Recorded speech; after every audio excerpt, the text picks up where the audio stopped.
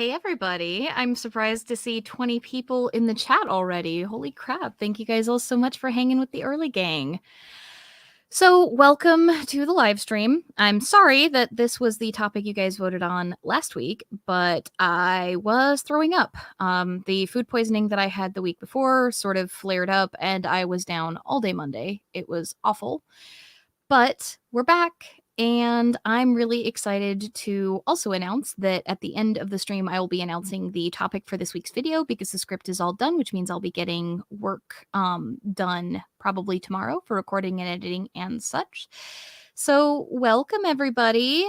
We are going to be talking about Nicomachean Ethics today, which is arguably a fairly straightforward but also kind of complicated work in the sense that Aristotle and the translations of him are often very wordy and with good reason. He's very, very interested in linguistics and definitions because when you're discussing something as complex as what virtue is and how to pursue it, the word in Greek for virtue, arete, is very, very loaded. And there was a lot of disagreement among philosophers as to what that word meant. And so Aristotle sort of set out to try and define it in what I consider to be one of the most definitive works that we still have surviving on the topic. He actually has a lesser known work on ethics also that almost never gets mentioned. But this is the 10-book long masterpiece. So Ikeda says this is good according to Delphic Maxim 117, $10 super chat. Thank you so much, Ikeda. And I'm glad, whoops, I knocked my, sorry about that, guys. I knocked the arm, which they're magnetic, off of my chair when I was trying to readjust myself. So I hope that wasn't too loud for you all. But yeah, the Delphic Maxim 117, I believe, is one of the ones that we discussed in the weekly Delphic Maxims chat on the Discord server, because the weekly Delphic Maxim that we got this week has to do with acquiring your wealth fairly. So thank you. Yeah, Eudaimonia Ethics is the one that most people don't really know that much about. And I do plan on covering the differences between Nicomachean and Eudaimonia Ethics in future streams, but we kind of need to get the big one down because Nicomachean and Eudaimonia Ethics are very similar in several of the books that comprise them. The first three are the big difference between the two of them, and Eudaimonia Ethics goes into some topics that Nicomachean Ethics doesn't in those first three books. So we will start with the whole of Nicomachean Ethics, book by book, and kind of go through it. If you have questions, make sure that they're pertaining to the chapter that we're at, or hold them until the end. I will prioritize super chat questions like I always do, but I will try to get to every question in the chat. We like the way that books sort of worked in ancient Greece, because a lot of them were handwritten. You know, the printing press wasn't a thing yet, and in order to get a copy, somebody had to make one for you, meaning somebody had to physically copy out that book. When you talk about books being distributed and surviving, you know, having a book was a very expensive thing because somebody had to spend hours and hours and hours first penning it and then eventually copying it. And of course, mistakes were costly, right? And so was the education to even be able to read the dang thing if you had one in your hands, because most education in ancient Greece was not a public service. It was something you had to hire a private tutor who knew how to read and write and could teach you. So when you're talking about the books by the philosophers, this is something that we kind of need to set up beforehand before we start getting into the books by the philosophers. You are talking about a privileged caste writing for a privileged caste. The majority of Greeks could not read or write. So this is something that we need to kind of establish early on, because a lot of folks within the Hellenic community especially have a tendency to put a ton of weight on philosophers' opinions as though they are the most important thing within sort of like the ancient religious discourse. But really, most people did not have access to the kind of text that we are reading and writing. Our like level of literacy was not the case in the ancient world. So with that out of the way, let's get started. So the first book of Nicomachean Ethics deals a little bit less with what virtue is and a little more of what good is, because virtue, in a lot of ancient philosophical texts, virtue is the pursuit of what is good. And so if you're talking about the capital G, good, like what is this thing that we're supposed to be striving for, he spends an entire book kind of talking about what the heck that word actually means. because the thing is, we use good, and he brings this up as well, and we're not going to be reading the book like line for line. I'm going to be kind of trying to summarize it as we go. But in chapter 1, he more or less lays out that it's really important to like kind of look at the breadth of the way that we use the term good, because ultimately we use the term good to mean a lot of different things. For example, you can talk about being skilled or good at a craft, or you can say that an individual item that has been made, like let's say a sculpture, this sculpture is really good. And the thing is when you're talking about that with crafts, you're talking about technical skill, which in Greek would actually be techne. But when you're talking about like quality, that's a different use of the term good, even though in English and sometimes in, some various terms in Greek, you could use similar phrasing. So it's very important to kind of establish what specifically we are looking at when we're looking for, well, what does the good mean? Because it was said, there was a very common like refrain in ancient Greece, the gods love what is good. And when you actually looked at hosios, piety, when you were talking about, well, do the gods love the good because it is good, or or is the good good because the gods love it? When you were looking at that Euthyphro's dialogue from Plato, you can see how essential this question would have felt to like the ancient philosophers and to those who are trying to pursue what they consider to be virtue. So, with that in mind, more or less, there was a predominant theory of what were known as the forms in Platonism, and he addresses this in chapter 6, but that was one sort of way to handle what is good. All of the things that we would describe as good, a Platonist would say participate in the form of good. Now, what the forms are, and again, we'll cover them because Aristotle kind of poo-poos that idea later on, but what the Platonists sort of thought, what the predominant train of thought was when he was writing this, was this idea that there are these things, forms, that are the perfect embodiment of concepts. So basically, concepts are real. They exist in some ether we don't have access to. And all objects that are on Earth are imperfect manifestations that participate in those forms. So when you're talking about good, a good statue participates in the form of statue, it participates in the form of whatever it's made out of, and it participates in the form of good. And so that was one of the theories that was used to explain the power of language, is that these concepts existed somehow objectively independently of things, and all things that came down to the physical world came down through a number of different filters and ultimately manifested as imperfect versions of these things. Now, again, I'm not a Platonist. I don't tend to agree on that. But for the most part, when you're talking about these things, this is the discourse he is largely responding to with Nicomachean Ethics, because as we see in chapter 6, he disagrees with the forms even being a thing, let alone being a good standard for what is good, to, totally like play on myself. The Manic Magician says, were there any early writings on a papyrus? I know that ancient Egypt largely wrote on papyri. I'm not entirely sure if the Greeks did. I'd have to actually look. I do believe that there are remnants of papyri. There are also remnants on clay shards and such. So yeah, I think that some of it would be. I mean, they traded with the Egyptians for a long time, and there were other paper production methods like all throughout Europe at the time as well. So when you look then after chapter 1, where he more or less like sums up, every art and every inquiry, every similar action as well as choice is held to aim at some good. So basically what he's saying is that everything we do, we are aspiring to be good. Now, I've said something very similar many times. I say that people inherently want to do good, but they might not have, say, the means, the motivation, or the opportunity to do so. So, like, his thing that he starts with here is more or less everything that we attempt to do as humans, we are aiming for some ideal. This is represented by the concept that we know as good.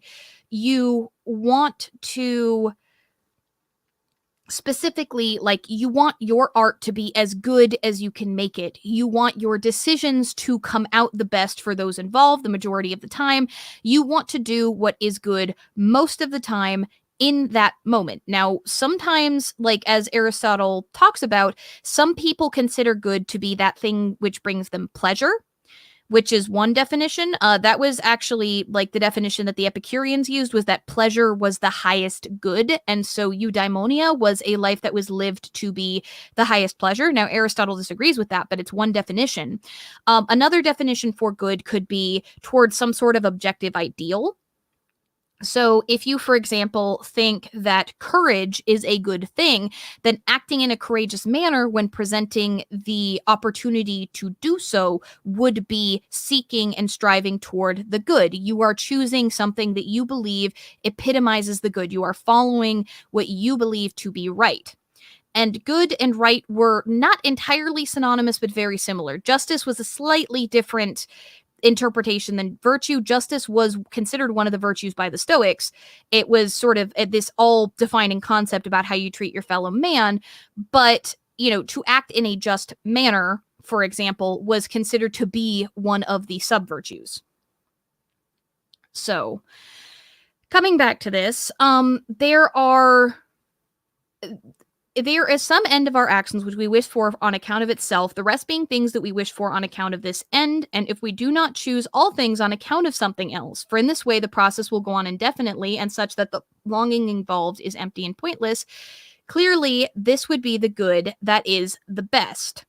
So when we're talking here, there are a couple of terms here, to artisan or to agathon, the good or the highest or chief good. They like the translators of my edition says that they say that they translated it as the best to capture the sense that it is a peak, but might just be sort of the best of good that is available to humans. But effectively, what we are saying is that although there are some things that we wish for like a specific purpose, ultimately all of those things are involved in us attempting to pursue what we believe is the chief among good things, what we think is the highest value. And ultimately that highest value, according to Aristotle, is what he calls the good. And so with a view to our life, then, it is not the knowledge of this good a great weight, and would we not, like archers in possession of a target, better hit on what is needed? If this is so, then one must try to grasp, or outline at least, whatever it is, and to which of these sciences or capacities it belongs. So effectively, his argument is, because all of us as humans, as we go through our lives, ultimately all of our actions are spurred on by trying to do our best to hit what is the closest to what we consider to be the highest value of good. It is essential then, as individuals, for us to discover or define for ourselves, or even, have defined through philosophy, what that ultimate target, what that good is. If we know what our ideals are, it's a heck of a lot easier to hit it than shooting blind in the dark, right? He uses the metaphor of the archer there, and I think it's really apt. So, he talks a little bit about what he calls the highest being the political art, politike, and it's sort of like he's talking about how the highest of the good appears to be sort of the participation in politics and such, but he also gives examples of, various sciences and other, I guess, skills. He gives generalship, house management, rhetoric. They all fall under sort of the political arts. They all fall under these things that we pursue for a particular goal. And so when we get into chapter 3, he then starts to talk about how, well, all of these individual pursuits like generalship, like, political rhetoric, like household management, have an end goal. They have a specific target that they're trying to hit. When you are house building, you want to end up with a house at the end. And how good quality that house is tells you how good of a job you did, right? And so, like with generalship, you want to win your battles and eventually your war. Like a bad general loses constantly, a good general wins. Sometimes a good general can lose, but a good general can also minimize the loss, right? So when he's talking about, he talks about like a persuasive speech from a skilled mathematician, how that appears comparable to demanding demonstrations from a skilled rhetorician. Like he talks about how somebody who, say, has training in something can't necessarily be compared to somebody who does not. If you were to ask me to go build a house tomorrow and compare it to one that an architect had constructed by professionals, you're going to have a complete difference in quality, right? So what he argues effectively in chapter 3 as well, he talks about the varying sort of opinions and why some of them might be more useful than others. So in chapter 3, he talks about how, well, there's an entire breadth of opinions, but if you take into consideration the ravings of somebody with, say, severely untreated, mental illness of some kind, who is saying a lot of stuff that doesn't make a heck of a lot of sense from the perspective of the average person listening to it, then that opinion might not be as valuable as somebody who, say, has education on the topic that you're talking about, right? You're not going to weight the opinion of a conspiracy theorist with the same value as a scientist when you are talking about something like, say, vaccines. Or if you do, then I'm a little confused as to why you're hanging out on my channel, considering my opinions have been made pretty clear on that. Right? So when you talk about Jake, that's not necessarily the case, because again, the Euthyphro's dilemma kind of demonstrates that there isn't really a way to settle that debate about are things good because of the gods, or do the gods love them because they are good? The Euthyphro's dilemma more or less shows that there's no answer to that question. So the answer is, we don't know. Good actually exists mostly in relation to other things, and that's kind of something that Aristotle actually hones in on as we get deeper into this chapter. So when you're talking about the value of opinions and such, he talks about there's a wide range of public opinion. There's common discourse, and then there's more educated opinions, and there are the ones that are the most common and thereby the most useful to discuss. So he then defines something called the passions, which this is something, if you guys are familiar with my Stoicism live stream, you'll probably recognize the term.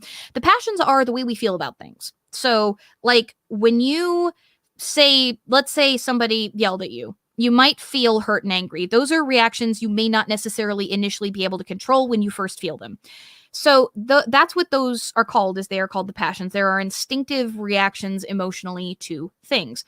So when you're talking about the passions, these are the things you are driven to do instinctively. Now, Aristotle would also qualify under the passion things like a taste for food. So if you happen to be a person who, say, really gets addicted to junk food, you open up a bag of chips and you can't stop, one of the passions might be the taste of junk food and the pursuit of it, the pursuit of pleasure. That is a passion.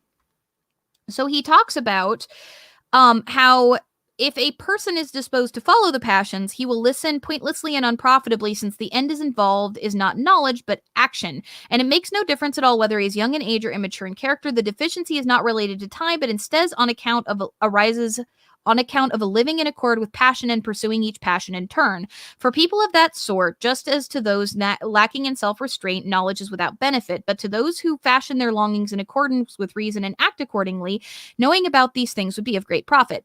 So more or less what he's saying there is, okay, well, you might not be an expert on these things, but if you care about them, if you understand them, if you want to make more reasoned decisions rather than just sort of following your whims, you might find information on what is good and what is not, what is virtuous and what is not useful. So if you're the sort of person who pretty much only follows your instincts all the time and has no interest in continuing to examine, like in self-examination and reasoned sort of decision making, then this particular passage, this examination might not be useful for you because you're not going to apply it. He is more or less challenging the reader or the listener, in the case of those who, heard these things read out loud, to actually consider, contemplate, and apply these things to their daily lives. So coming up onto chapter 4, his argument is that all knowledge and every choice has some good as the object of longing. Now, whether that's a good that is a physical thing that you think you'll enjoy, whether that good is pleasure, or like whether that good is some sort of physical object that you want to finish by the action. You know, you are crafting a statue because you enjoy the pleasure of the crafting itself, but also you want to end up with something beautiful by the end. So he then sorts of starts to speculate on what is the greatest good. What is the thing that ultimately, if we were to say that our lives are a project, as it were, if our lives are a skill that we have to then put out, then what would be the goal of all of our lives that could be universally put forward? And in this case, what gets put forward is the idea of happiness, but it is a specific kind of happiness, a word called eudaimonia. So, eudaimonia is a really complex term. Eudaimonia is sort of pleasure and happiness, but of the highest order. It is joyous contentment because of living in accordance with not only just one's principles, but with the highest principles that one can. It is the chief sort of goal, supposedly, of all of human lives. And it is, of course, because we are flawed beings, completely out of our reach all the time, but we strive toward it anyway, because getting as close as we can is the most content and calm and joyful that we will be. Now, the Stoics would state, well, you don't need anything physical at all for eudaimonia. That's entirely of the mind. I agree with them to only a certain extent. But to Aristotle, he's a little bit more measured. He argues that, for example, like when you're ill, or when you're poor, or when you're or when you're not doing so well, like you lacking in friends, then what you might need to help get you closer to that is enough wealth to take care of your debts, health from whatever, like release from whatever illness you're dealing with, or in the case of like friendship, you might be lonely, you might need more friends to kind of get closer. Fulfillment and actualization are kind of there, but eudaimonia is peace and joy in contentment. It is it's almost like this sort of blissful state of contentment. Like, it's not just fulfillment in the sense of, oh, I feel good today. It's that feeling from the moment you wake up to the moment you go to bed. So it's like an even elevated version of fulfillment or actualization.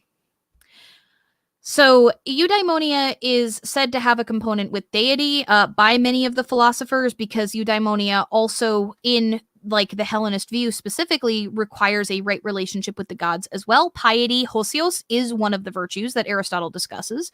Now, whether we all agree completely with everything he says is entirely up to debate. That's why we have discussion. And I think that a lot of this stuff can actually still be useful, even if you're not a Hellenist, even if you're not, religious at all. I think that a lot of what he says about, for example, virtue being the middle between two vices and being determinate by the situation, which we will get to when we get through book 2, I think that can be applicable to anybody, right? Like, I think that a lot of the advice that we're seeing here, even though it is grounded in a religious sort of set of precepts, can still be useful to everybody. So, I haven't studied Nirvana enough to confidently answer that, Sriram. If I'm pronouncing your name right, let me know. So I could look into that and try to answer that question for the next stream, but I haven't studied enough of like what Buddhist or Hindu Buddhist Nirvana would be for me to confidently answer that question. So coming back to what eudaimonia is, he sort of continues his argument from chapter 3, where he says that there's a diversity of opinions as to what eudaimonia is as well, that the common people, if they're deficient in something in their life, they're going to answer that, happiness is that thing for me because I have this need that is not being fulfilled. But he argues that the wise or philosophers are going to have a very different view, because their entire purpose, their expertise, as it were, is to contemplate what eudaimonia is. Now, granted, a lot more people can be philosophers these days because we have access to a number of their texts and we can actually study them. But back then, philosophy was actually a job. Like, Plato had an academy, people worked there. There was also the Stoa and the Stoics. They, Epicureans had their own sort of school. And so they actually, like, philosophers were paid to produce these things by rich people who wanted to know. So looking back to the opinions, he basically makes the argument, okay, well, looking at all of the opinions, there's no real point to looking at all of them because we've got the experts, and the experts are more likely to be right because, like, it would be like asking my opinion on how sturdy the house beams are for a newly raised house versus an architect or a carpenter or a, construction worker. They know what the hell they're talking about. I don't, right? Like, I could be like, yeah, that looks great to me, and there's something incredibly wrong with it, and you could poke it and it would fall over, and I would have no freaking clue. So, with that in mind, we get to chapter 5, which is where he starts to get into the predominant ways of, like, that people live. The first way he talks about, which is, he calls it the life of fatted cattle, which is a life where one is, as he put it, enslaved to the passions. So we talked about the passions a minute ago. We talked about, like, how those sort of urges can kind of almost dominate you, right? Like, if you're hungry, I need to eat right now and I need to eat everything in sight. If you're thirsty, you need a glass of water. You can feel that way. If you really want to watch TV, but you need to get your homework done, you might end up watching TV anyway, just because that drive to get that pleasure is so freaking strong, right? So when you're talking about that particular form of life, he's talking about hedonism, effectively. He's saying that one way in which one can live their life is to specifically, like, choose that life of sort of pursuing pleasure. They also talk about the quote unquote more refined, as he put it. Now, again, this is by ancient Greek standards. We are not applying that, like, particular standard to ourselves. The refined and active choose a life of honor, for this is pretty much the end of political life, but it appears to be more superficial than what is sought, for honor seems to reside more with those who bestow it than with him who receives it. And we divine that the good is of something's own and not easily taken away. So another version of life is to live for what others think of you. Basically living for political honors, living for praise. And he argues that there is, that living sort of as a doormat where you are chasing approval from person to person and from event to event, like living to please everybody else, that is another form of life. And that might seem initially to be a very appealing thing, but how can that possibly be good, or the capital G good here, in the sense that you yourself do not, through your choices, gain that honor? The person who has honor to bestow is the one who bestows it, which is not you. You do the thing, but others must bestow honor upon you. So to call what that is, to call the pursuit of honor the pursuit of the highest good, well, that would argue that one cannot directly pursue highest good. One must have that good bestowed upon you. And Aristotle disagrees with that. He says that, like, the good is something of one's own that is not easily taken away. So the good is something that you yourself hold. Right? So, Nomad Theus, thank you so much. Happy holidays to you too. Thank you so much for the $10 super chat. So, when you get to the ending point where you start talking about the idea of, okay, well, so what's the third thing? The pursuit of virtue. It is clear then in the end that for these people, at least, virtue is superior, and perhaps someone might in fact suppose that virtue is, to a greater degree, the end of political life, yet it too appears to be incomplete. For it seems to be possible for someone to possess virtue even while asleep or while being inactive through life, and in addition to these, while suffering badly and undergoing the greatest misfortunes. But no one would deem happy somebody living this way unless he were defending a thesis, which is, kind of a dig at philosophers right there. Like, let's just stop to appreciate, like, some ancient humor. Nobody would defend that, you're happy while being tortured just because you're still a good person, unless they're defending some kind of thesis for philosophy, in which case, well, you're still happy because you're still sticking by your principles. Like, no, nobody would say that. So, like, that little dig. Aristotle, if you pick up on his humor, is actually very, very snarky throughout this entire piece. And chapter 6 is where he kind of takes down the idea of the forms and more or less says, well, the gods tell me to be honest, so I need to tear them down because they're wrong. And there's a lot of other like little quips here, and that's one of them. But enough about these things, because they have been spoken about adequately in the circulated writings. Third is the contemplative life, which we will make an investigation into what will follow. The money-making life is characterized by a certain constraint, and it is clear that wealth is not the good being sought, for it is a useful thing and for the sake of something else. Thus, someone might suppose that previously mentioned things are to an even greater degree than is money, for at least they are cherished for their own sakes, but they do not appear to be ends either, and many arguments have been widely distributed in opposition to them, so let these things be dismissed. So when you're talking about, like, yes, that was a dig at Plato, Ikeda. So when you're talking about the various forms of life, he outlines sort of three major forms of life. You're either pursuing pleasure, which he halfway categorizes pursuing wealth in that way, because, well, if you're pursuing wealth, what are you pursuing wealth for? So you can increase your own pleasure. You can pursue honor, which means you basically are a people pleaser and your life's goals all revolve around people liking you and bestowing honor upon you. They revolve around your place in society. And the third option is that you can choose the life of the philosopher. You can choose the life of contemplation and consideration and choice for your actions.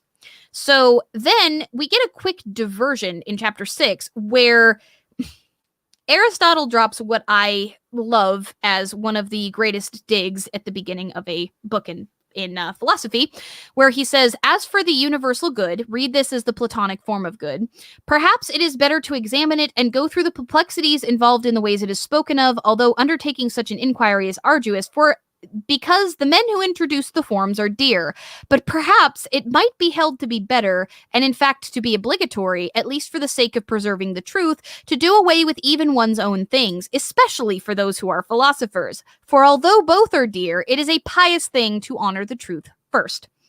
Which is a dunk on Plato, which, apologies to my Platonist viewers, that it is a dunk on the forms specifically. Basically what he says there is, well, even though I'm very fond of the people who support the forms, and even though, you know, the idea of the forms are very dear, and the people that came up with that idea are awesome, the gods tell us we need to be honest, and so as a philosopher, I've got to shut that idea down before we even start. That's more or less what that's saying.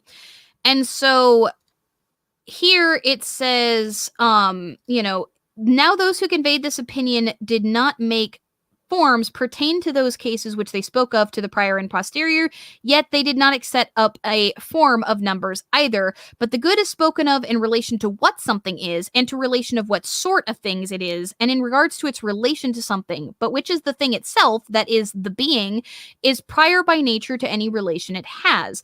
As a result, there would not be a common form pertaining to these things. So basically what he's saying here is, even under the concept of the forms, a form is supposed to be something like concrete. It is supposed to be something that is absolute. But the problem with the term good is that it is not just what something is. Like, for example, you can say, what is a bird? If there is a Platonic form of birds, all birds can be said to share a quality that is that Platonic form. With good has too many different ways it is used, because good is both what something can be, what kind of thing it is, and also a relationship between things. So again, the example that I gave is, you know, that statues, like if you're looking at a statue, that statue can be well constructed. It can be good in relation to other statues. It can be good to have a statue because of the motivations around it. Like, let's say it's an icon for worship, that could be said to be a good. And then if you're talking about, you know, a way in which a good could be what something is, you are talking not about the term good as in like sales or specific items. You are talking about, like, let's say somebody says honesty is a moral good.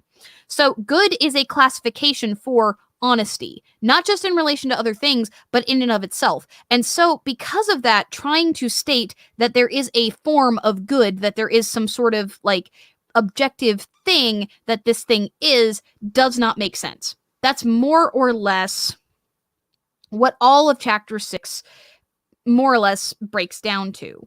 So I'm going to stop really quick and ask if the chat has any questions.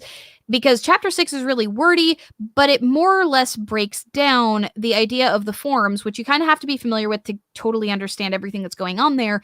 And it breaks down why, because of the nature of what the forms are said to be, good cannot be itself a form. It can't be some objective quality that you can assign to things that things participate in, the way that, say, poster is a thing you can identify, the way that bread is a thing that you can identify.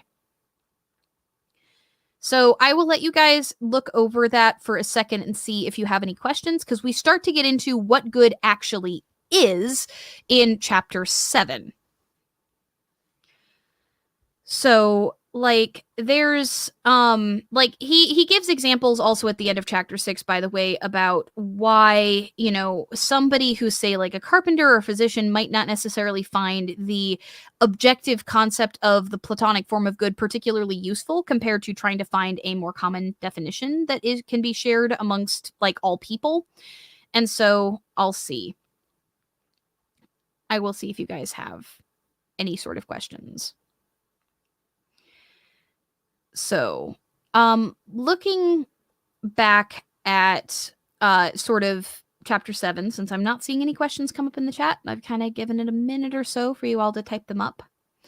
If you look at chapter 7, he opens with, let's go back again to the good being sought, whatever it might be, for it appears to be one thing in action or art, another in another. It is a different thing in medicine and in generalship, and so on with the rest. What then is the good in each of these? Or is it that for the sake of which everything else is done? In medicine, this is health. In generalship, victory. In house building, a house. In another, it would be something else. But in every action is a choice. It is the end involved, since it is for the sake of this that all people do everything else. As a result, if there is some end of all actions, this would be the good related to action. And if there are several, it would be these. So, as this argument proceeds, it would arrive at the same point. But one ought to try and make this clear skill. Excuse me, my stomach is acting up. I had lunch just shortly before streaming. So, what we're saying here at the beginning of chapter 7 is very similar to what I said at the beginning of the stream. We all do everything for a reason. If you are typing a comment into my live chat, it is to either respond to somebody else in the live chat or to get my attention, or like you have a goal for why you are typing those things, to share your thoughts. And so the objective being sought is the motivation for the thing you're doing. If you are a general, your objective is to be victorious. If you are a doctor, your objective is to improve the health of your patients. Total avoidance of everything and everyone. I believe that would be called misanthropy. And it's, I would say, something that you might want to potentially consider talking to a therapist or someone that you trust a great deal about, if that is genuinely how you feel. So I have, like, if you could give me a sort of rundown on how to pronounce your first name. Does Aristotle believe in objective or subjective morality then? Well, we'll get into it, but he advocates for virtue ethics, which is a form of semi-subjective morality. And I say semi because it is contextual to the person and situation, but there's also the argument that objective morality is something outside yourself, and one could argue that the center between two vices is something that is set outside of yourself, and your seeking it is a form of subjective analysis of an objective good. So again, we can get deeper into that. I am not a philosopher personally. I have studied philosophy on and off just as a autodidact entirely. So my understanding of these things is gleaned from my experiences with translations, my experiences reading the texts in some of their original languages. And this is just me sort of navigating these things as somebody who is deeply interested in this stuff, not necessarily as somebody who has like a degree in this or something. So I'm being very, very like clear about my expertise in this. But I did help work on a course for an org that I'm no longer a part of on specifically Nicomachean Ethics, because it is a text that I love dearly. So, you know, since the ends appear to be several, and some of these we choose on account of something else. For example, for wealth, an aulos, which is a double reed instrument that is like, you know, a modern oboe. and the instrumental things generally, it is clear that not all ends are complete or perfect. Like, this could be translated as perfect, but what is best appears to be something complete. As a result, if there is one thing that is complete in itself, this would be what is being sought. And if there are several, then the most complete of these. We say what is sought out for itself is more complete than what is sought out on account of something else. And that what is never chosen on account of something else is more complete than those things chosen both for themselves and on account of this further end. The simply complete thing is that which is always chosen for itself and never on account of something else.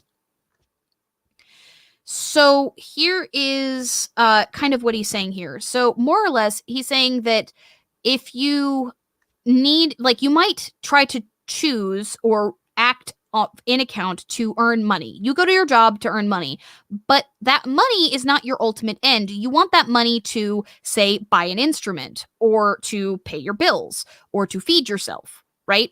So you are engaging in the act of, like, going to your job and pursuing money specifically so you can get other things. Now, and there are other things that, say, for example, cooking, you might be getting specifically for one major reasons.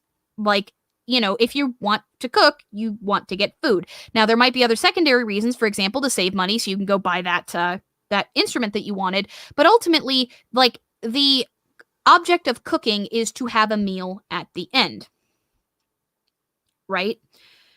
So that is sort of what we're looking at here.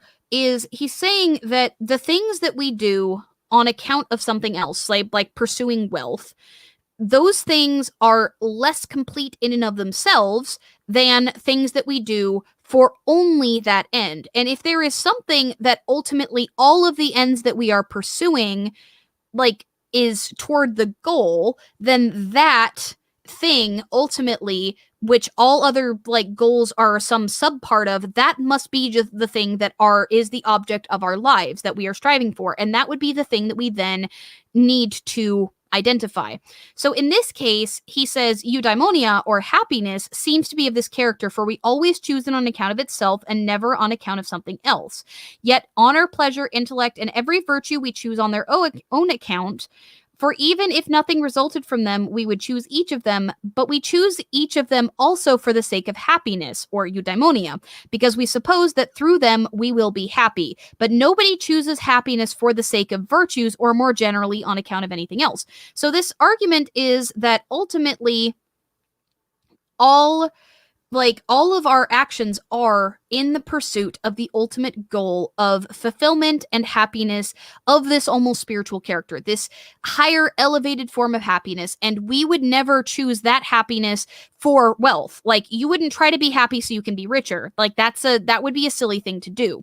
So you wouldn't try to be happy so that you can cook better. Like, those two things don't seem to add up. You could be happier because you cook well, but you're not going to try to be happy so that you can cook well. Like, it does not run in reverse. That's more or less what they're saying. So the thing is the ancient philosophers were very, very interested in interactions with society, like, and the definition of self as being intricately related to the way that one relates to society. Virtue largely is pursued in interactions with other people, regardless of the consequences, as we'll see when we start to get into book 2. But you all can see why I'm doing, like, one stream on each of these books, right? Like, there is so much to unpack, even in just trying to figure out what the good is.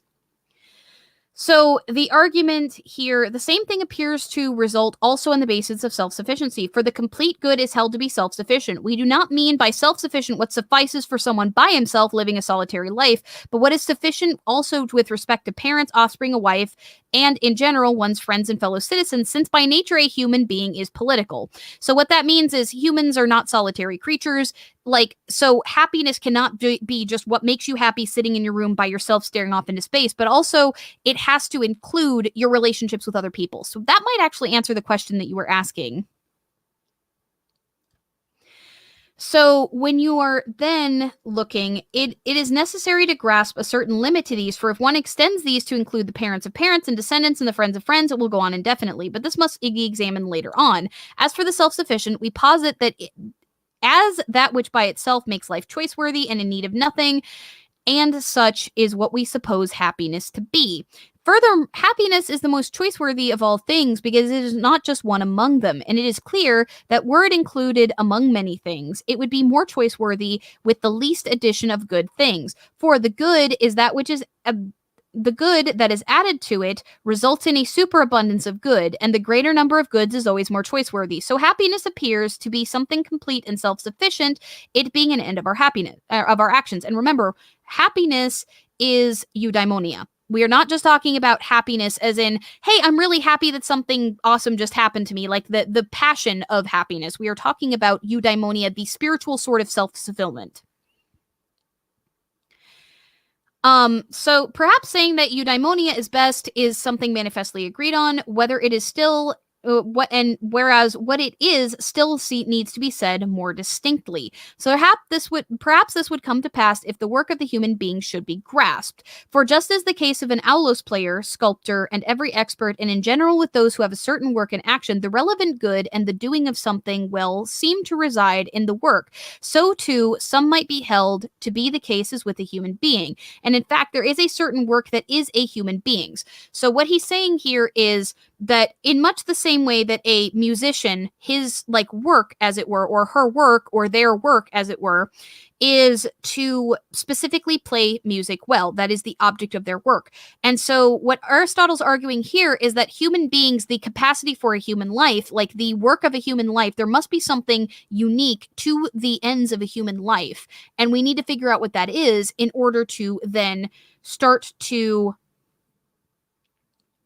like get deeper into what specifically that peculiarity of human beings is in order to establish what this universal good that we are pursuing is.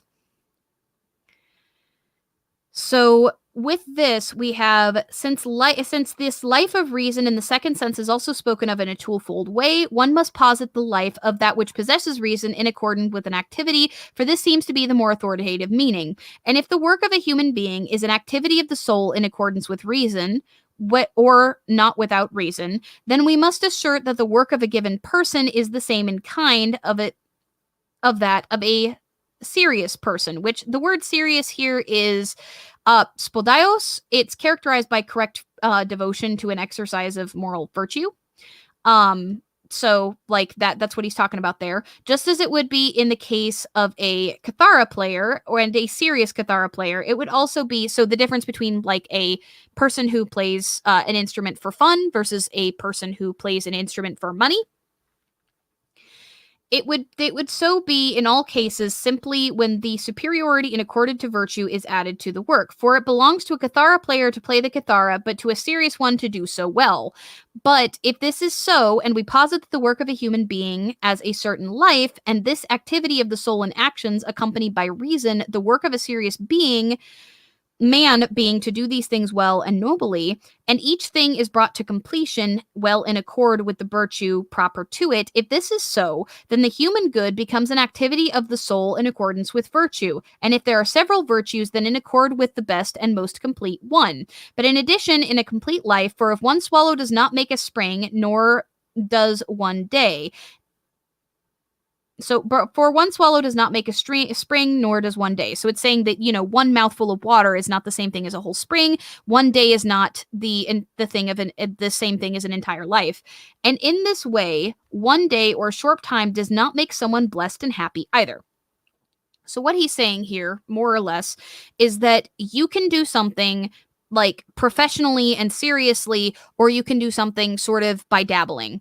And he's arguing that ultimately the pursuit of virtue is what characterizes a good life for all humans, because ultimately it is virtue that will lead us to eudaimonia, or happiness. When we act out of accordance with our own moral values, we feel bad. Most of us. The majority of humans, there are some people who don't feel empathy and who don't have like strong sort of morals and thereby don't necessarily have that sort of reaction when they step out of their own virtues. These folks, there's classifications for them.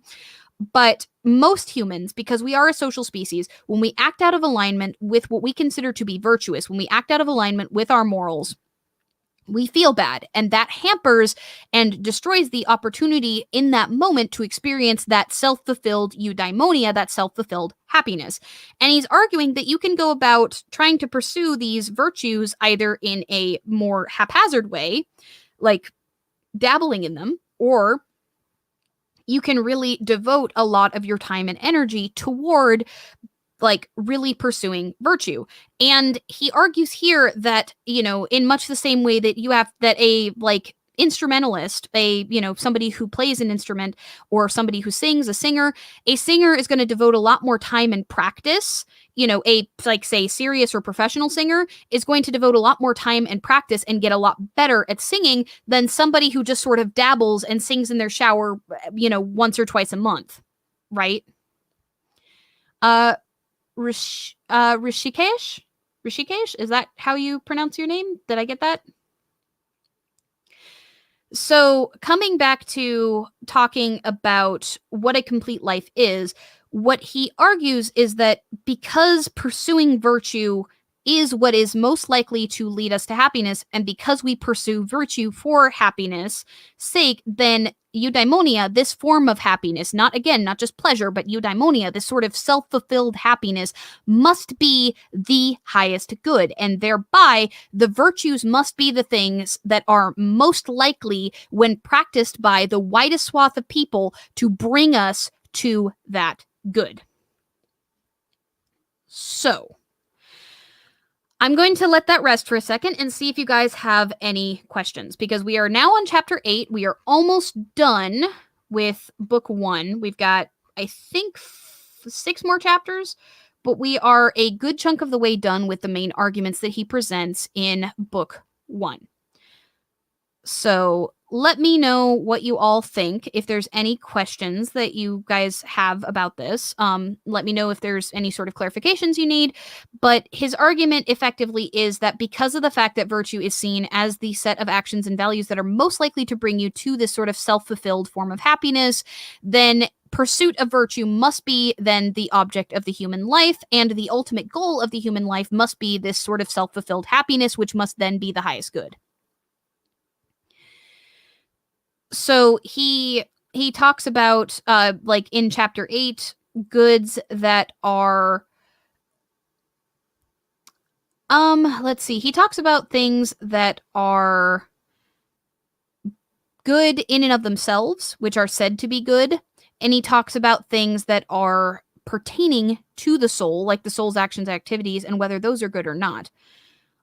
He then gets into the happy person both lives well and acts well, harmonizes with this argument for happiness was pretty much said to be a certain kind of living well and good action. It appears that all things being sought pertaining to happiness, again, eudaimonia, are included in what was said. In the opinion of some, happiness is virtue, in others prudence, of others a certain wisdom, in the opinion of still some others, it is these or some of these things together with pleasure or not without pleasure, and others include alongside these things the prosperity related to external goods as well. Many of the ancients say some of these things, a few men of high repute say others of them, and it is reasonable that neither of these two groups be wholly in error, but rather that they be correct in some respect at least, or in most respects.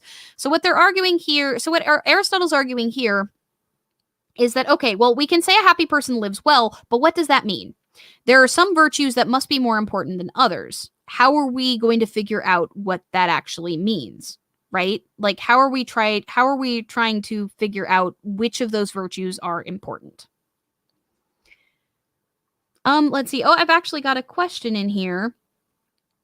The saying the gods, you saying you don't need the gods to be good, while you were also saying gods are goodness. I didn't say the gods are goodness. I said that it was said in ancient times that the gods love that which is good, and that Plato more or less demonstrated with Euthyphro's dilemma that it is impossible for a human to determine whether the gods are said to love that which is good, because whether the gods are said to love that which is good whether that determines goodness or not. So whether the gods love it because it is good, or whether the gods, like, it is good because the gods love it. That's what Euthyphro's dilemma is all about. Like, and Euthyphro's dilemma specifically deals with piety, hosios, whether those things are good because the gods love them, or whether that piety is, or whether they love the things that are actions of piety because they are good. That's what that is. And so that's why I said, you don't necessarily need the gods for goodness in this respect, because due to the fact that it is impossible to determine whether goodness explicitly comes from the gods or not, ultimately pursuing it for its own sake being a sort of goal that we have, it's ultimately what we're pursuing is this eudaimonia, this idea of the self-fulfillment of happiness. Oh, okay, I missed that. Sorry about that. So, coming back to the argument, he says the argument then is in harmony with those who say that happiness is a virtue or a certain virtue, for the activity and accord of virtue, like, belongs to virtue. But perhaps it makes no small difference whether one supposes the best thing to reside in possession or use, that is, a characteristic or an activity. For it is possible that although the characteristic is present, it accomplishes nothing good. For example, in the case of someone who is asleep or has been otherwise hindered. But this is not possible when it comes to the activity. Of necessity, a person will act, and he will act well. For it is just as it is not the noblest and strongest who are crowned with the victory wreath in the Olympic Games, but rather the competitors, for it is a certain of these who will win, so also it is those who act correctly who attain the noble and good things in life. Well, happiness in this case, again, we're not talking about happiness as in pleasure. People who are manifestly bad people who are seeking pleasure might experience pleasure, but that's not the same thing as eudaimonia. I defined that earlier in the stream. So when he's talking about happiness here, he is talking about the full satisfaction, completion of one's life, a sort of peace and contentment that overcomes the whole self. That is the ultimate goal that we are talking about here. But back to the passage that I just quoted, when they're talking about this, what he's effectively saying here is, let's say, I am possessing of the skill of knitting. The fact that I know how to knit does not matter if I am not sitting there holding knitting needles, actively knitting.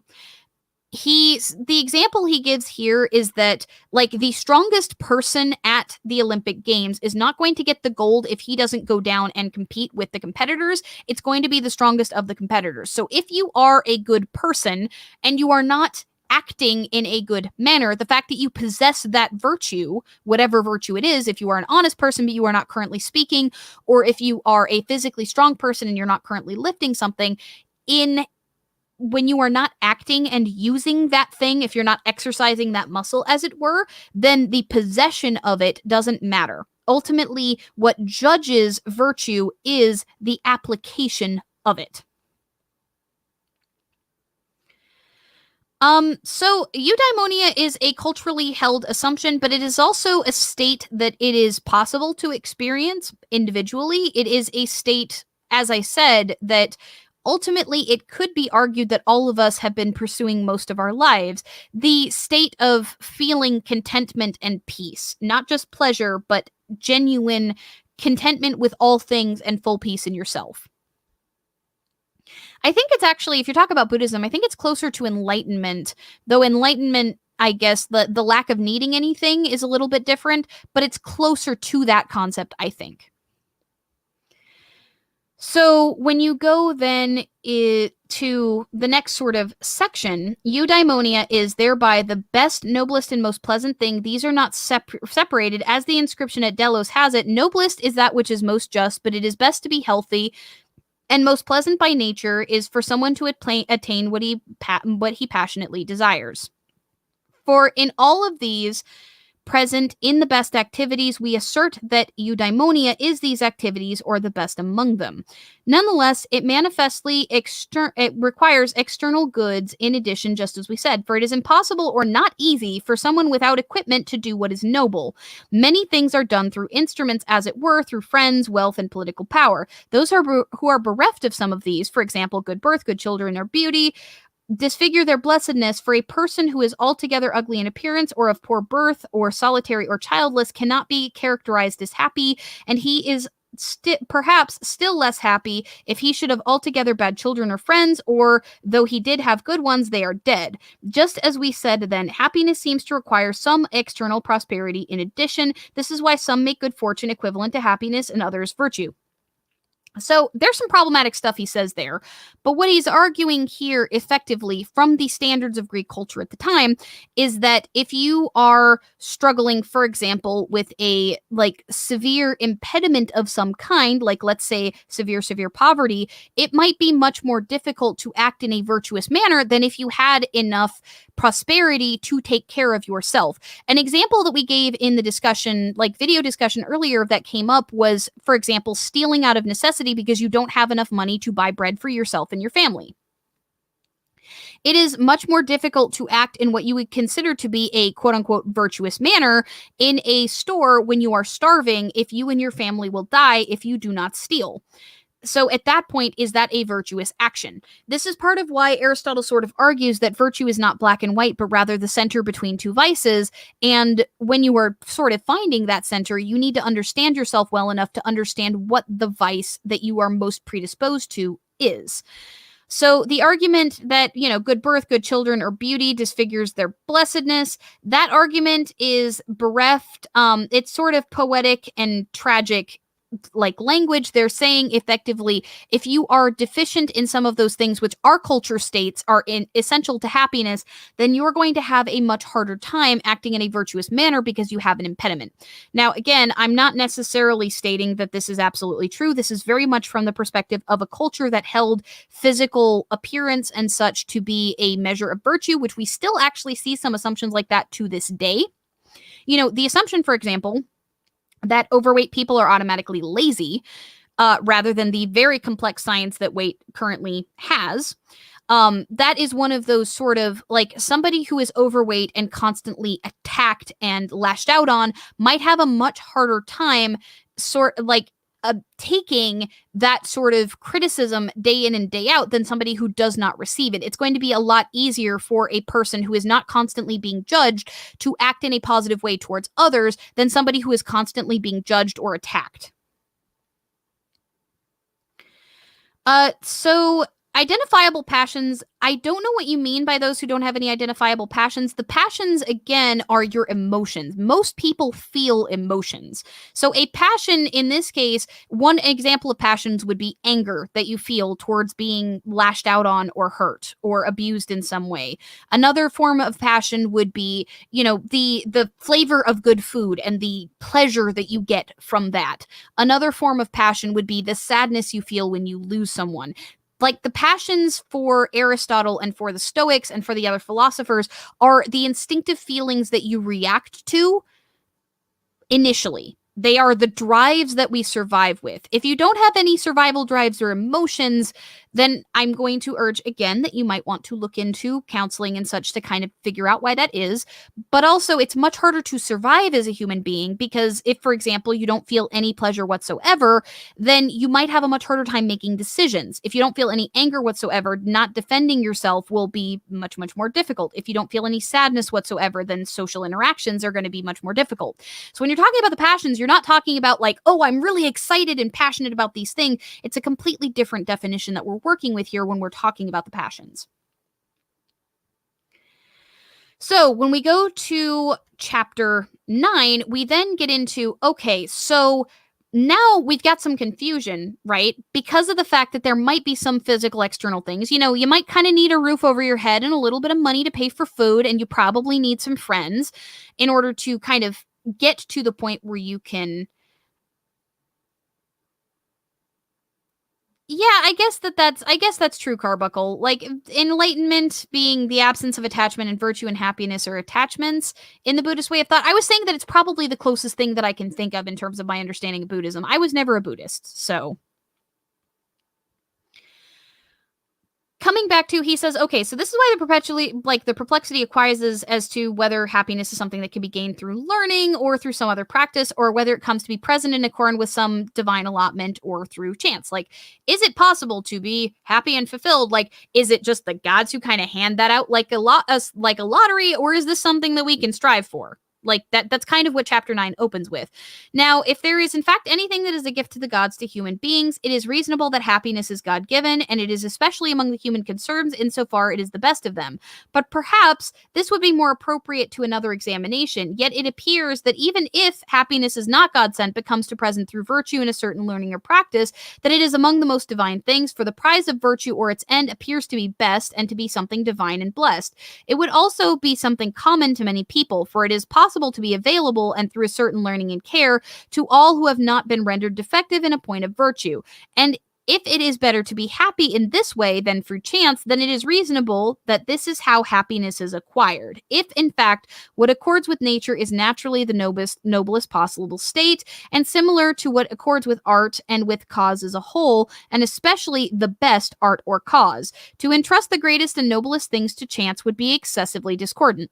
So what he's saying here is, well, is this something the gods just sort of hand out like through a drawing of lots, or is this something you can get to? And he's stating that, well, it's pretty clear that this is something you can learn. This is something that comes into being through practice. Living in accordance with virtue creates the greatest happiness in human beings, which, he states is more than likely some product of intervention of the gods, again, from the Hellenist viewpoint. You don't necessarily have to have them for it to be the case, but he's arguing if that is the case, more than likely it would be the highest thing that the gods have given us is this eudaimonia. It's this great joy. So if happiness is to be stated that it is, activities of you in accordance with virtue, then all of those other things, for example, like food, wealth, a roof over your head, friendship, etc., are there more as a sort of, I guess, corollary, an additional thing to help you get closer to that. You need those things in order to be in a state where you can then start to contemplate and pursue virtue in its own sake. So in chapter 10, he goes into an entire discussion about whether or not good people, whether or not people can be said to have possessed eudaimonia before they die. And it's a really interesting discussion, but I'm not sure if it's so much that we need to get too deep into. More or less, it posits that by the end of one's life, one can see whether or not one experienced eudaimonia. But again, much like he said, a single sip isn't a spring or a day isn't the whole of your life. Whether or not you feel like you're physically happy on any given day is not the sum of your whole life, even though it might feel like it is. That's more or less what he says there.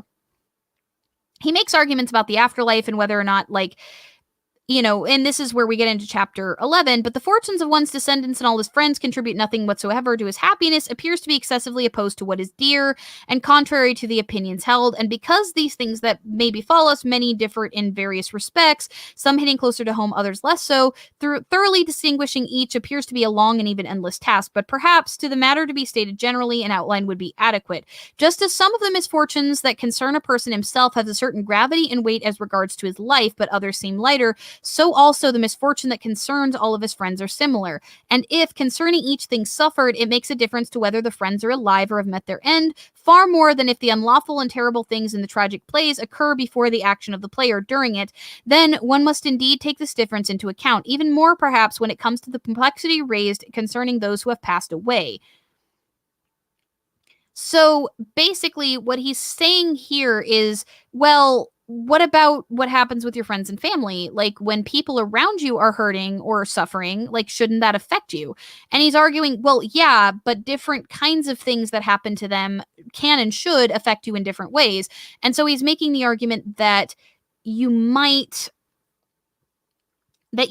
want to consider that for dead people, depending on how close the person was to them, that the gravity of the situation might affect them differently. Like if you're 4 generations out from that dead person, they might be significantly less concerned than if that dead person's son or daughter then experienced something horrible, or if their best friend did after they passed away. Ikeda says, so if you don't achieve eudaimonia in life, you can file chapter 11. Ha! Ha! Thank you, Ikeda. Thank you for the $5 super chat. So, with these things defined, let us examine closely, we're back in chapter 12, whether happiness is something praised or honored, for it is clear that it does not belong among the capacities at any rate. Again, when we talked about the capacities are similar to passions. These are things that we are capable of doing but have to be developed. Now, everything praised appears to be praised for its being of a certain sort and for its condition relative to something. We praise the just person, the courageous person, and in general, the good person as well as virtue itself on account of the actions and works involved. And we praise the strong man and the swift runner for each of the rest of their being by nature of a certain sort and for their condition in relation to something good and serious. This is clear also on the basis of the praises offered to the gods, since it is manifestly laughable for them to be compared to us, but this happens because praise arises through comparison, as we said.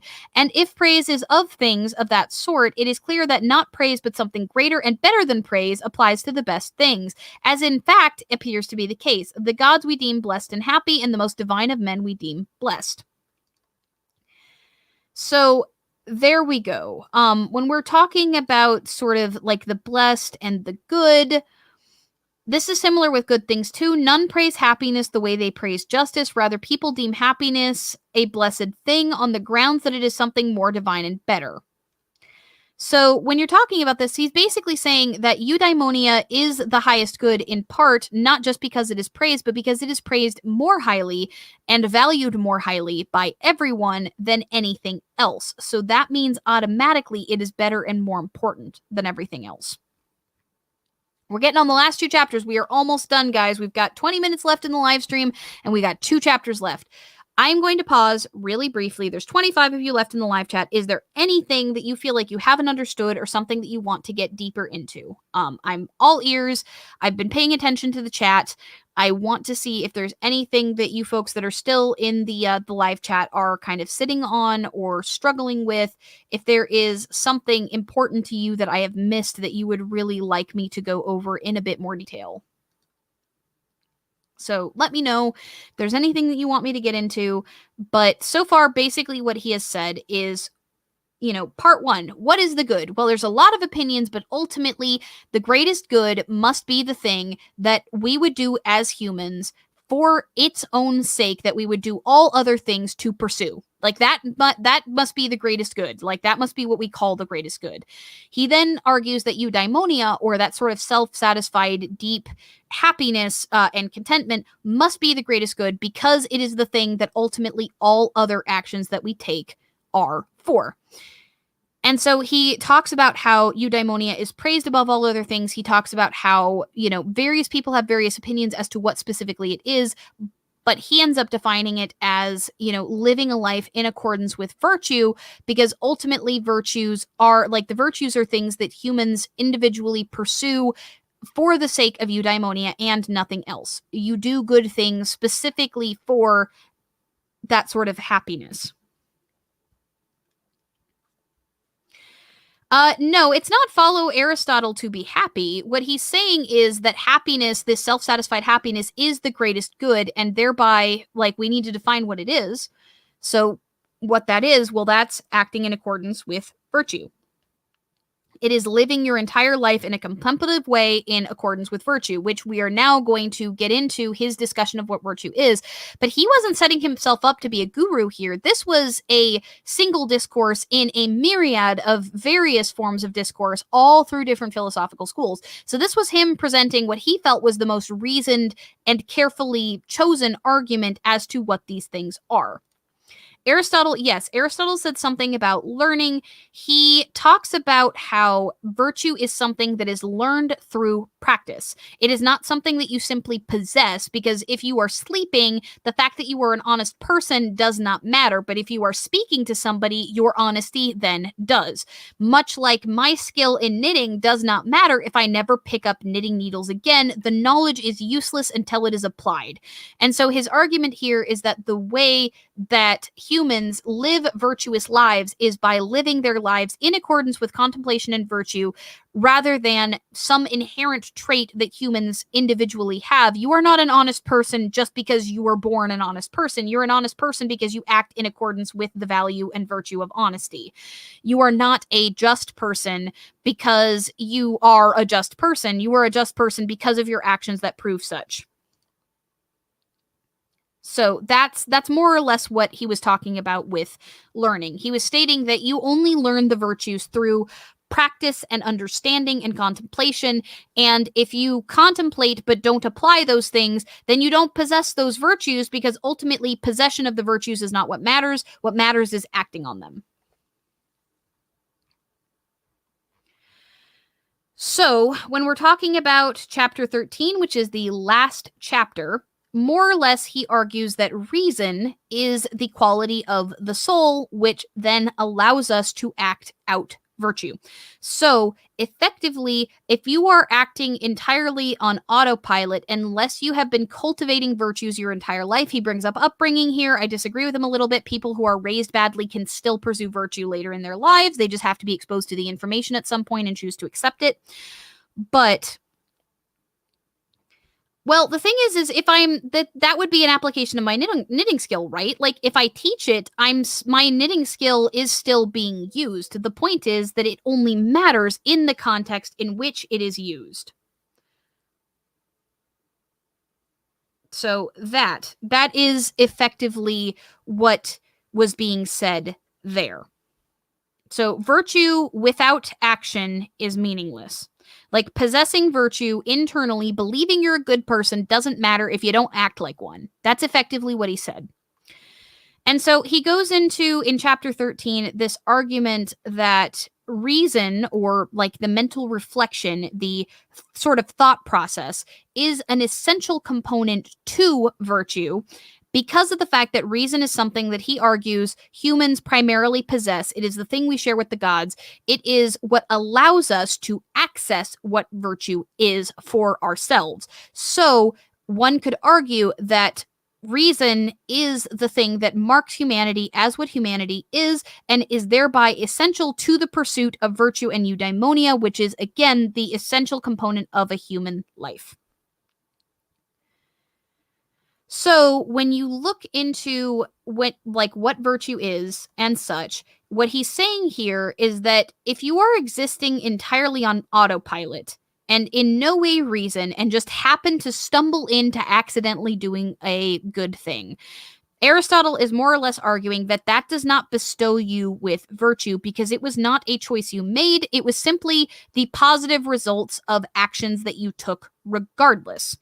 So, for example, if you stole a loaf of bread from somebody who turned out to be, say, a incredibly horrible person who was burning chickens for fun, and it caused their shop to shut down, you stealing that loaf of bread isn't necessarily a virtuous action, even though it may have set off a catastrophic cataclysm of events that caused that person's shop to shut down, and thereby they couldn't burn chickens anymore. Like the fact that you didn't do it for that purpose means that you don't automatically get bestowed virtue in that moment. Virtue is actively sought out and pursued through reason. And that is how he sets up book 2. Well, he actually addresses this in book 2, which is where we're going to go next week. Do you all have anything more that you want me to go over, or should I talk a little bit about what we're going to be talking about on the channel in the edited video this week's? Because more or less, that is a summary of book 1. I hope that you all kind of understood that. I know I rambled in a few places, but it's a really long and in some ways complicated line of reasoning. But it ultimately comes out to eudaimonia is the ultimate pursuit of a human life. And the way you achieve that is by pursuing virtue using reason, which is the capacity of the soul, as he talks about it. If you don't believe in the soul, then reason is the capacity of your mind. Regardless, the pursuit of that virtue is the thing that is going to bring you, as an individual, the greatest happiness for yourself. It is not like virtue is not something that you just inherently possess or don't possess. It is something that is continuously created through learning and action. Yep, basically accidentally yourself into virtue is not possible. Just because something good happens from something you did doesn't mean it was a virtuous action. Though people often make that mistake. Ikada's $5 super chat says, thank you very much for this. Even if a lot of it's over my head, I will have to watch it a few times. You know, if you guys have any questions, again, link is in the description to my Discord server, and the video discussions channel is accessible even to new folks who have just entered the server. So if you all have questions about anything that I'm going over, if I wasn't very clear, if I accidentally skimmed over things, feel free to check out the video discussions channel. Feel free to ask me questions there. It may not always be the best idea to tag me, but I will get back to you eventually because I do check my Discord pretty regularly. You can ask folks. I'm pretty active in there in many different chats. So if you have any more questions and I didn't get a chance to answer, then let me know. With that out of the way, this week I'm actually have adapted a article that I originally wrote for a group that I no longer associate with on why reciprocity, charis, needs to be the sort of center for revivalist religion. Why reciprocity and relationships and the agency of the gods should be the center of a sort of religious revivalist movement. And I talk at length in that about sort of some of the bickering and such that we get into as a community and how it can be very harmful. Things like, you know, whether a practice is absolutely right or okay because of its historical status or lack thereof. And, you know, there are a number of other different things, but I talk mostly about how what drew the majority of us to whatever revivalist tradition we're a part of, or even eclectic folks who aren't necessarily revivalists but are still worshiping the gods, is a desire to connect with the gods, and how that can get overshadowed in a lot of the bickering and such in our communities, and how it's really essential for us as a wider community to sort of recenter that focus, not on that bickering and not on all of those smaller things, but on pursuing that relationship with the gods and the things that most allow us to do so. So that is what my video is about this week for my edited video. That should be coming out on Thursday. The script is completely done, so assuming I don't magically get some kind of food poisoning or have my roof fall on my head or some other dumb thing that could possibly happen, assuming that nothing goes wrong, I should be recording and editing that tomorrow to get that up for patrons, and I should be getting that up for premiere at the same time that this stream started, 6 PST, 9 EST on Thursday, as per usual. So with that in mind, thank you guys so much for hanging out with me on the stream. I know it was an hour and a half, and I know a lot of it was really dense. The link is in the description to a translation of the full text of what I was reading for bits and pieces. Jake, I'm going to try my dangest not to eat any more bad food. To be fair, at least one of the things that poisoned me was not my fault. But I'm going to do my best to kind of try to answer any questions that come up from the video discussion chat as things goes on. I have the schedule for patrons of my next 9 videos actually up in patron chat. So if you happen to be a patron, you can go over there and see that in the Discord server. Thank you guys again. I know that was really complicated. Link is in the description below to the full text of what I was reading sort of samples from. The text that you read will be slightly different because I'm reading my own paid translation that has annotations and footnotes and such that translation does not, which is why I clarified certain sort of terminology and such that I was encountering. But I wanted badly to kind of present that first book because the essential goal, that idea of eudaimonia, is very core to virtue ethics on the whole. So if you're talking about Nicomachean ethics, if you're talking about virtue ethics, you need to understand that concept, because even when you're talking about the Stoics or the Neoplatonists, everybody was pursuing that sort of self-satisfaction and happiness. The Epicureans / hedonists, all of them were pursuing that, and they just disagreed on what the top priority of virtue to get there was. So we'll see what Aristotle thinks. We'll start to get into what virtue is and is not next week when we get into book 2, which is what virtues are, which is the center between two vices. We'll get into that. And thank you guys again. Drop down into the comments. Let me know if you have any questions that I didn't answer. Let me know what you think good is, what you've defined it as up until this point. Had you ever thought about it before? Let me know what you found useful and what you didn't, what you found confusing, and what you think that I could have elaborated better on. And most of all, remember, we're stronger together.